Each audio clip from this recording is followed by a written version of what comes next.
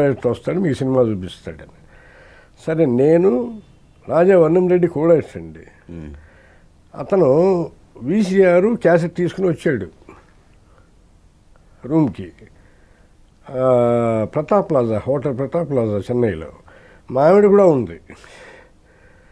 మేము కలిసి చూసాం సినిమా. వన్నంరెడ్డి ఆపరేట్ చేసి చూపించాడు. ఫస్ట్ హాఫ్ కాగానే నేను ఫోన్ చేసి చెప్పేసాను, సార్ ఇది అదిరిపోయింది సార్, ఈ సినిమా మనం పెద్ద సినిమా చేయబోతున్నాం అన్న. అనేటప్పటికీ నిజమా సార్? నిజమే, మీ చూడండి, అది అయిపోయింది. మా మిస్సెస్ అప్పుడేం మాట్లాడలే. సెకండ్ హాఫ్ చూసాము.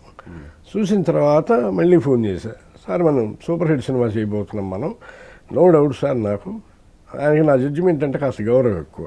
వెరీ గుడ్ రాజా గారు, అట్లా అట్లా అన్నాడు. అయిపోయింది. నేను ఈవినింగ్ వచ్చి మాట్లాడతాను.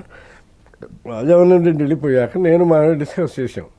మా ఆవిడ ఏమండి, చిరంజీవి గారికి 4 చెల్లెళ్ళు ఏంటి, ఈ సినిమా చూస్తారు ఎవరంటే, కాదు, ఈ సిచ్యుయేషన్లో చిరంజీవి గారిని ఇలాంటి క్యారెక్టర్ అద్భుతంగా ఉంటుంది, ఇది పెద్ద hit cinema, full entertainment, Chiranjeevi గారు ఎలా చేస్తారో మనకు తెలుసు అని నేను చెప్పి అయిపోయింది.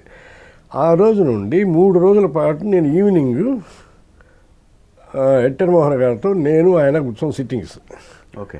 3 రోజులు అయిపోయింది. 4వ రోజు నేనేం చెప్పానంటే, సార్ మరి ఎట్లా అంటే, నేను డైరెక్టర్ కూర్చి ఆలోచిస్తున్నాను రాజా గారు, నేను చిన్న హైదరాబాద్ వస్తాను. సరే, మేము వచ్చేసాం ఇక్కడికి. 4th డే చూడంగానే ముత్యాల సుబ్బయ్య గారు డైరెక్టర్ వచ్చింది. డైరెక్టర్ ముత్యాల సుబ్బయ్య. నేనేమైనా ఫీల్ అవుతాను యాక్చువల్గా, సుబ్బయ్య గారు అంటే నా ఫస్ట్ ఫిలిం డైరెక్టరు, నేను ఎంత గౌరవించే వ్యక్తి, గొప్ప వ్యక్తి అని నేను అనుకుంటాం కదా. చాలా ఆనందపడ్డా. చాలా రోజుల తర్వాత సుబ్బయ్య గారితో సినిమా చేసే అవకాశం వచ్చింది. భలే చేసే సినిమాని నేను ప్రిపేర్ అయిపోయాను ఒక రైటర్గా. సరే, అయిపోయింది. కరెక్ట్గా 1 వీక్ తర్వాత రైటర్ వేరే పేరు వచ్చింది. నా సైకలాజికల్ స్ట్రగుల్ ఎలా ఉంటుంది చూడండి.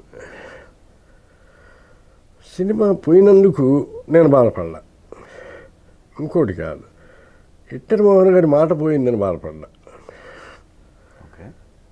నేను ఇన్వాల్వ్ అయినా, సినిమా చూసా, సిట్టింగ్స్లో 3 సిట్టింగ్స్ అయిపోయినాయి. సుబ్బయ్య గారు ఎంటర్ అయిన తర్వాత కూడా నా పేరు లేదు అంటే ఇంక నేను ఎవరిని గురించి ఆలోచించాలి? సరే, నాకు ఒక